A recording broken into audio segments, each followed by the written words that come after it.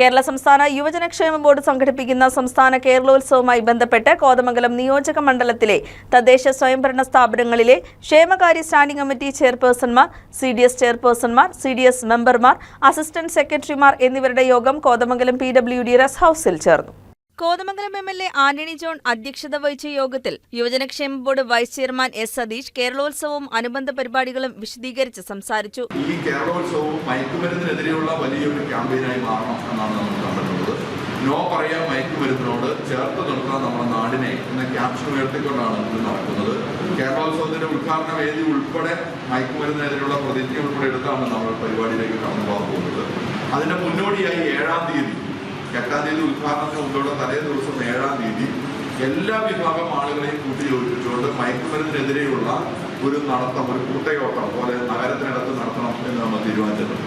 അതിൽ ബഹുമാനപ്പെട്ട MLA സൂചിപ്പിച്ച പോലെ നിങ്ങളെ എല്ലാവരെയും നമ്മൾ ക്ഷണിക്കുന്നില്ല, പറ്റുന്നവർ ആയിട്ടുള്ളവർ എല്ലാവർക്കും പങ്കെടുക്കണം. കുടുംബശ്രീ ജില്ലാ മിഷൻ കോർഡിനേറ്റർ റെജീന, യുവജനക്ഷേമ ബോർഡ് ജില്ലാ youth programme officer Prajeesha R, ജില്ലാ യൂത്ത് കോർഡിനേറ്റർ AR രഞ്ജിത്ത് തുടങ്ങിയവർ പങ്കെടുത്തു. കേരളോത്സവവും അനുബന്ധ പരിപാടികളും കുടുംബശ്രീ അംഗങ്ങളുടെയും ബാലസഭാ അംഗങ്ങൾ, ഓക്സിലറി ഗ്രൂപ്പുകൾ എന്നിവരുടെ സഹകരണത്തോടെ വിജയകരമായി തീർക്കാൻ യോഗം തീരുമാനിച്ചു.